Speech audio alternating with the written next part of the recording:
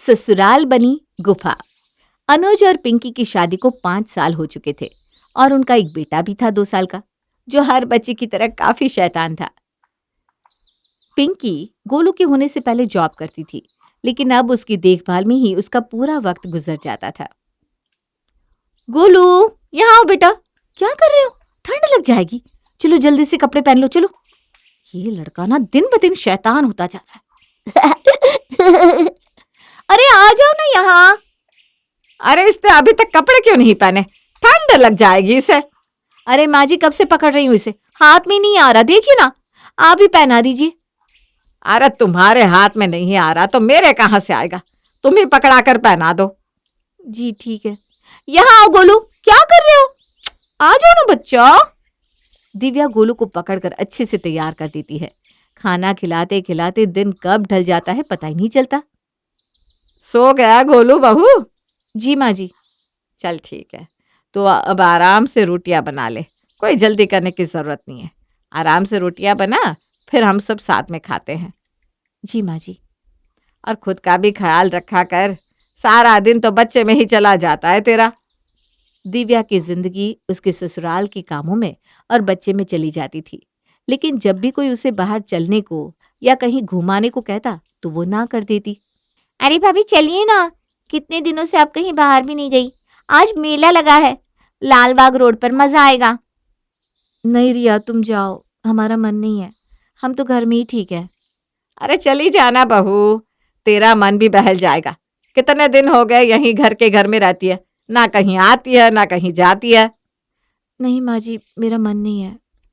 फिर बाहर जाना होगा तो गोलू को तैयार करूं, उसे डायपर पहनाओ, उसे खिलाओ। बाहर भी ना वो रोता रहता है, तो उसे संभालने में ही हमारा सारा वक्त चला जाता है।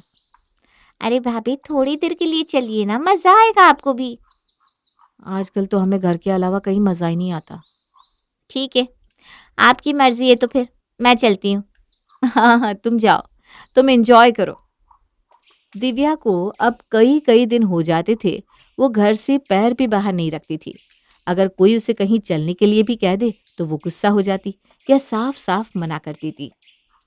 अरे चलो ना थोड़ी देर, कितना कहा है मौसी ने कि गोलू और दिव्या को भी ले आना। नहीं नहीं, वहाँ नहीं जाना, शादी में कितनी भीड़ होती है। गोलू ना तो हमें खाने देता है ना एंजॉय करने देता है, हम घर में ही ठीक है। अरे बच्चे तो सबके एक जैसे ही होते हैं दिव्या बहू, लेकिन तुम तो कहीं घर से निकल ही नहीं रही। यहाँ बैठे रहने से कुछ नहीं होगा, थोड़ा बाहर निकलो, फ्रेश हो जाओगी। नहीं माँ जी, मेरा मन नहीं है, मैं घर में ही ठीक हूँ। वैसे भी मुझे अब तैयार होना भी अच्छा नहीं लगता। अब ये क्या बात हुई भला? है तैयार होना नहीं पसंद, बाहर जाना नहीं पसंद, कहीं आना जाना नहीं है, तो क्या सारे रिश्ते तोड़ ले क्या समाज से? मैंने आप लोगों को तो जाने से नहीं रोका ना, आप जाइए ना, बस मुझे कहीं चलने को मत कहिए प्लीज। दिव्या मासी ने बहुत प्यार से कहा है गोलू और तुम्हें ले आने को। हाँ तो कह देना कि मेरी तबीयत खराब थी। अगली बार बुआ जी के पास जाना था, तब भी यही बहाना किया था मैंने, और आकाश अब फिर से मौसी को भी यही बहाना दे दे। तो आप कोई और बहाना कर लीजिए, मैं नहीं जानती, लेकिन मुझे चलने के लिए मत कहिए। मेरी बहन कितने प्यार से सबको बुला रही है, और इसे देखो किसी की भावनाओं की पड़ी ही नहीं है, बस सारा दिन इस गुफा में बैठे रहना है। चलिए माँ ठीक है, कोई बात नहीं, उसका मन नहीं होगा, मैं बाद में बात करूंगा उससे। चलिए चलते हैं। हाँ ठीक है, बैठी रहे इस ससुराल की गुफा में, मुझे क्या। मासी के घर ना जाने की वजह से दिव्या, कावेरी और आकाश के बीच काफी बहस हुई। सबका मूड भी काफी खराब हुआ। दिव्या को भी इस बात का बुरा तो लग रहा था कि उसने अपनी सास और पति का कहा नहीं माना, लेकिन फिर भी वो अपने फैसले से टस से मस नहीं हुई।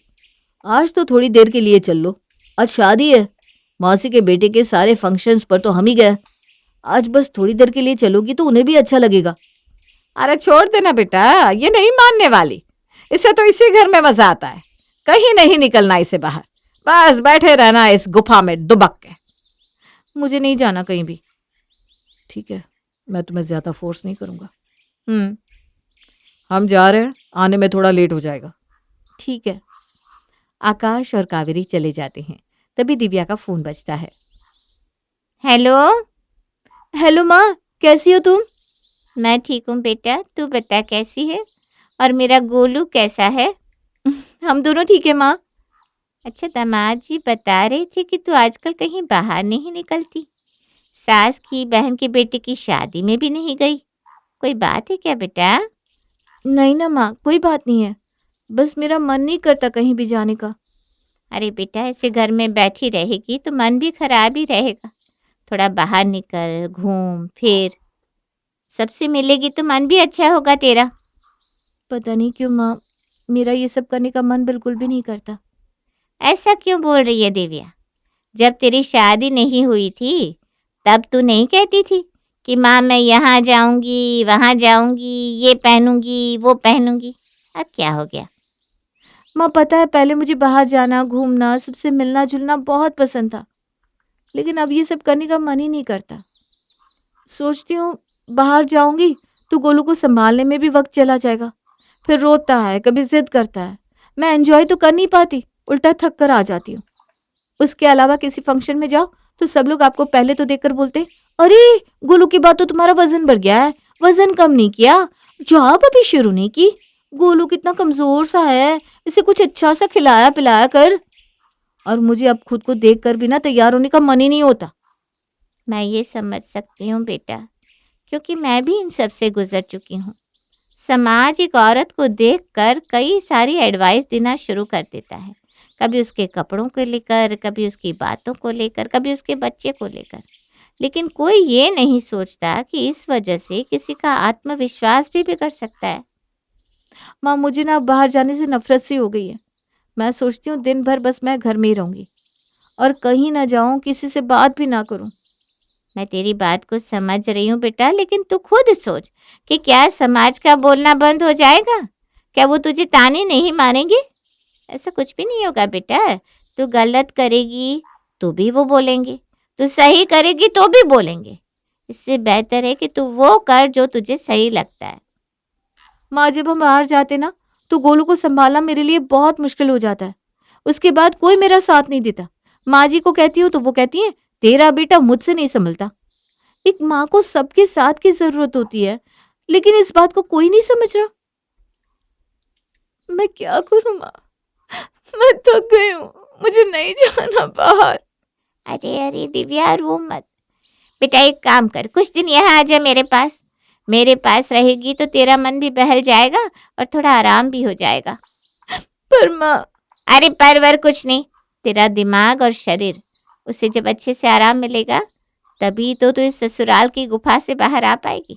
तो आजा मेरे पास, मैं आज ही बात करती हूँ दामाद जी से। ठीक है माँ। दिव्या की जो हालत थी शायद हम में से हर उस औरत की होती है शादी के कुछ सालों बाद। हम खुद दिमागी रूप से और शारीरिक रूप से इतना थक जाते हैं कि हम खुद को कैद करने लग जाते हैं। जिस तरह दिव्या खुद को कैद किए जा रही थी ससुराल की गुफा में, लेकिन दिव्या को उसकी माँ की सलाह का सहारा मिल गया। लेकिन कई बार कुछ औरतों को कोई समझने वाला नहीं होता, ऐसे में उसी गुफा में कैद होकर रह जाती हैं। जैसे कुछ सालों बाद हमारी रिया हो रही थी।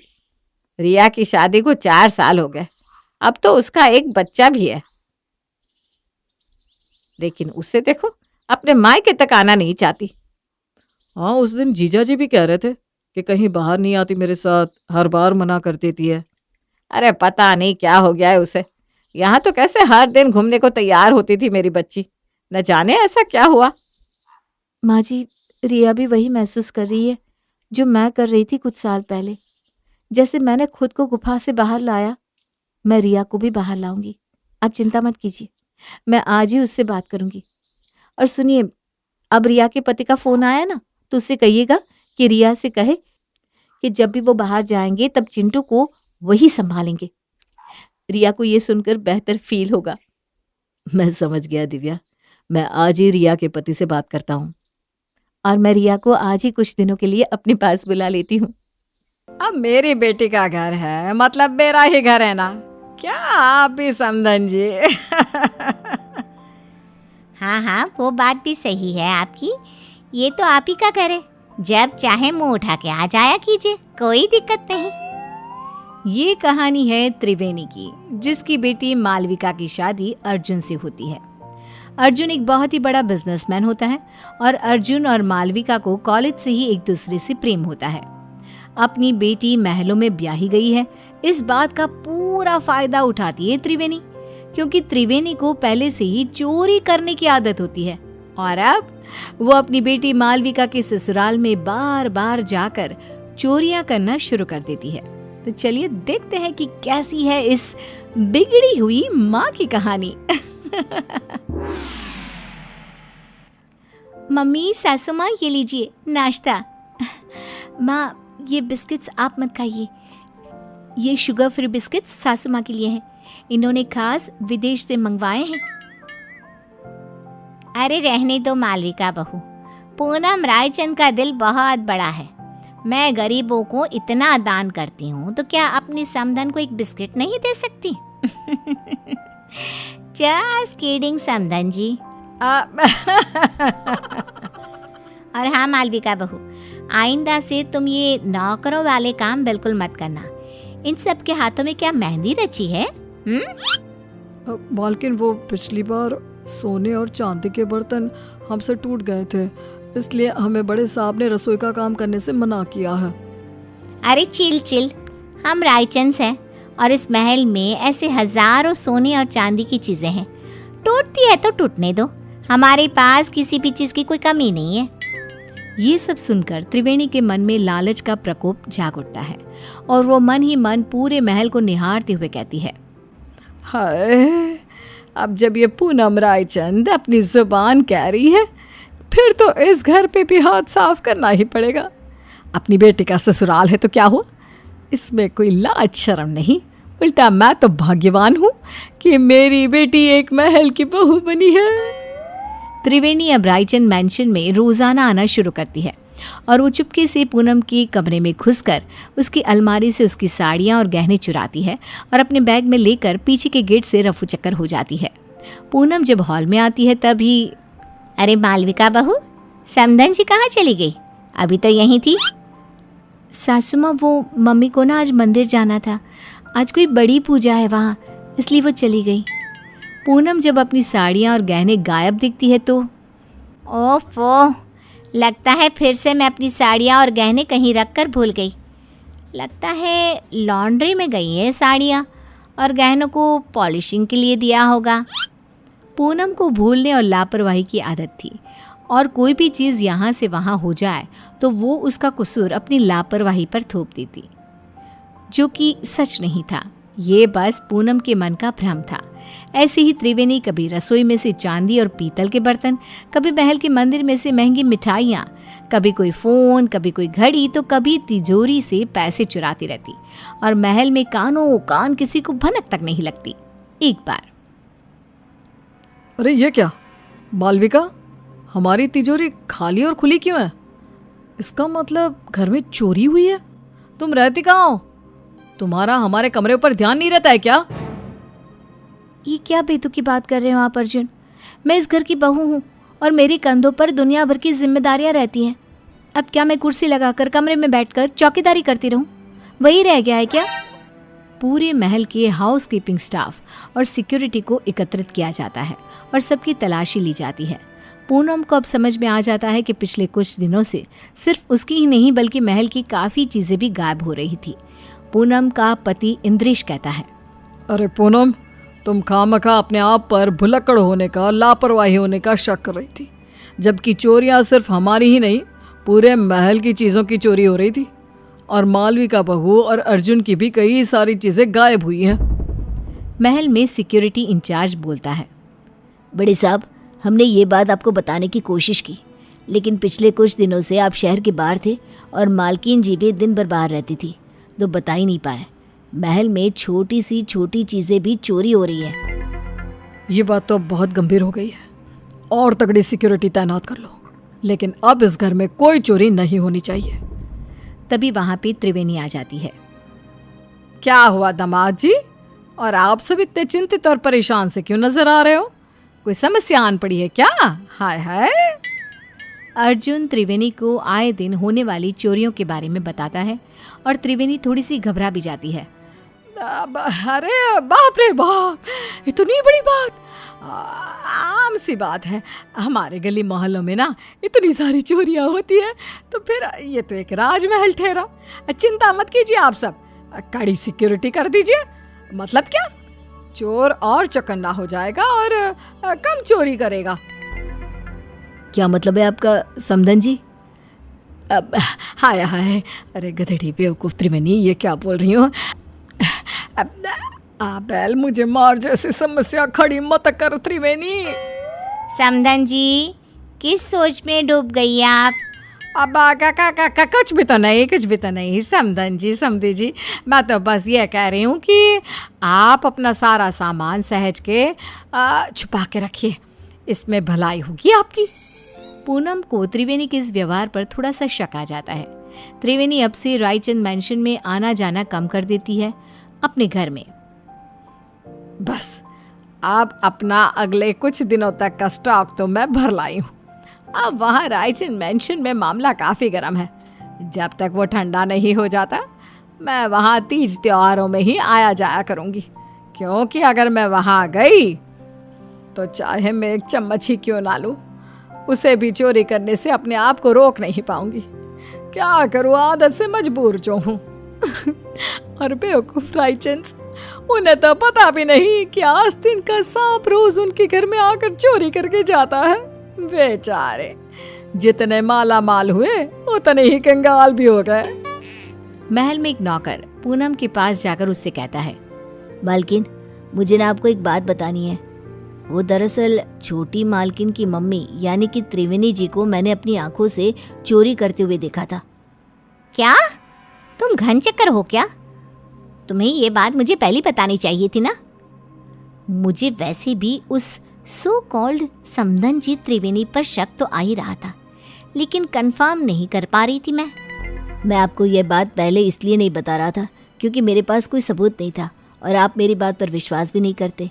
और तो और त्रिवेणी जी इतनी चालाक हैं कि उन्होंने महल की उन्हीं जगहों पर चोरी की है जहाँ सीसीटीवी कैमरा नहीं है। अब देखना मैं क्या चक्रव्यूह रचाती हूँ। अब मैं हमारा पुश्तैनी हीरे का हार सरेआम हॉल में रख दूंगी, और जैसे ही वो त्रिवेणी उस हार को चुराएगी तब मैं उसे रंगे हाथ पकड़ लूंगी। पूनम की इन सब बातों को मालविका कमरे के बाहर ही सुन लेती है और वो अत्यंत हैरान और स्तब्ध हो जाती है। मालविका फौरन अपनी माँ त्रिवेणी को फ़ोन लगाती है। मम्मी, आपसे ये उम्मीद नहीं थी। आपने अपनी ही बेटी के ससुराल में इतनी सारी चोरियां की। Very bad mummy. सासू माँ को आपकी इन काली करतूतों के बारे में सब पता चल चुका है। मालविका बेटा, ये तो क्या करी है? मैंने कोई चोरी चकारी नहीं की। और मुझे आपसे कोई बात नहीं करनी, बाय। मालविका इतना कहकर फ़ोन कॉल कट कर देती है। त्रिवेणी अब पूरी तरह डर चुकी थी। वहीं रायचंद मैंशन में पूनम हॉल में खुले आम पुश्तैनी हीरे का हार रख देती है और त्रिवेणी को न्योता देने के लिए फ़ोन लगाती है। त्रिवेणी पूनम का कॉल देखकर कांपने लगती है। पूनम, रायचंद का कॉल, मेरी तो आज शामद है। अरे आज सूर्योदय किसी और दिशा से हुआ है क्या? त्रिवेणी मेरा फ़ोन नहीं उठा रही। खैर, वो वैसी भी आज आने ही वाली थी 2 बजे तक। अपने आप आएगी और सारी चोरी सीसीटीवी में रिकॉर्ड हो जाएगी। पूनम अपने कमरे में आराम करने चली जाती है और सभी नौकर भी भोजन करने जाते हैं। तभी वहाँ पर बालकनी से एक चोर आता है और वो पुश्तैनी हीरे का हार चुरा कर ले जाता है। और बाद में जब पूनम ये सीसीटीवी में देखती है तब, ये क्या? ये तो एक आदमी चोर है। अरे नहीं, ये क्या कर दिया मैंने? तभी पूनम का फ़ोन बजता है और उसे एक वीडियो मैसेज आता है जिसमें त्रिवेणी का वीडियो होता है। क्यों समधन जी, आपको क्या लगा आप मुझे पकड़ लोगी? लेकिन मैं तो चली 7 समंदर पार। अब आप मुझे कभी पकड़ नहीं पाओगी। मेरी मालविका का ख्याल रखना और अपने सामान का भी। त्रिवेणी, तुम्हारी इतनी हिम्मत! पूनम गुस्से में फ़ोन पटक देती है और वहाँ त्रिवेणी एरोप्लेन में उड़कर सारा चुराया हुआ सामान लेकर रफ चक्कर हो जाती है।